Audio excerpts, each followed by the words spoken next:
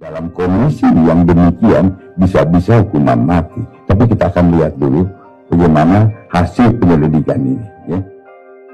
Jaksa Agung, ST Burhanuddin membuka peluang tersangka kasus mega korupsi tata kelola minyak mentah dan produk kilang pada PT Pertamina Patraniaga dituntut hukuman mati. Assalamualaikum warahmatullahi wabarakatuh. Perlukah hukuman mati diberlakukan di Indonesia untuk para koruptor? Sebagaimana diatur di dalam Undang-Undang Nomor 3 Tahun 1999 tentang pemberantasan tindak pidana korupsi, sebagaimana diubah di dalam Undang-Undang Nomor 20 Tahun 2001 tentang kemungkinan diberlakukannya hukuman mati untuk koruptor. Di dalam pasal 2 ayat 2 Undang-Undang Tipikor yang menyatakan bahwa hukuman mati mungkin bisa dilakukan oleh para koruptor dalam keadaan tertentu, seperti diantaranya adalah apabila negara dalam keadaan bahaya. Yang kedua, apabila terjadi bencana nasional. Yang ketiga, apabila orang tersebut atau koruptor tersebut melakukan tindak pidana korupsi lebih dari 2 kali. Masalahnya, koruptor itu tidak berpikir seperti itu lagi. Mereka berpikir apabila ada kesempatan, apalagi itu nominalnya 10 digit mungkin lebih, dia nggak akan berpikir untuk Indonesia dalam keadaan bahaya lah, apakah Indonesia dalam keadaan bencana nasional lah. Selagi ada kesempatan dan mereka melihat celah kesempatan itu, mereka akan ambil kesempatan itu.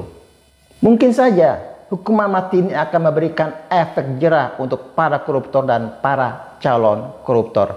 Mereka akan berpikir jika mereka akan korupsi, mereka akan kehilangan nyawa, kehilangan keluarga, dan semuanya.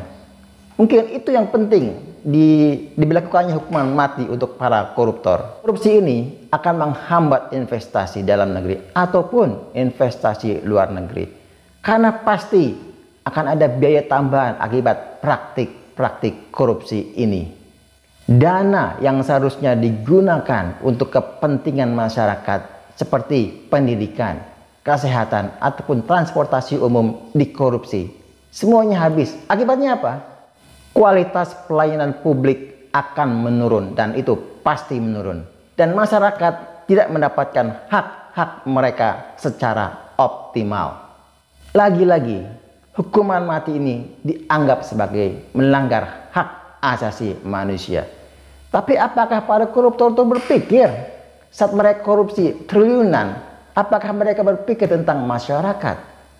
Apakah mereka akan berpikir tentang miskinnya Indonesia akibat tindakan mereka?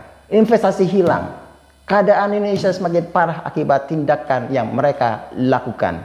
Jadi baiknya bagaimana untuk memberikan efek jerah untuk para koruptor dan calon koruptor? Apakah mereka harus dimiskinkan?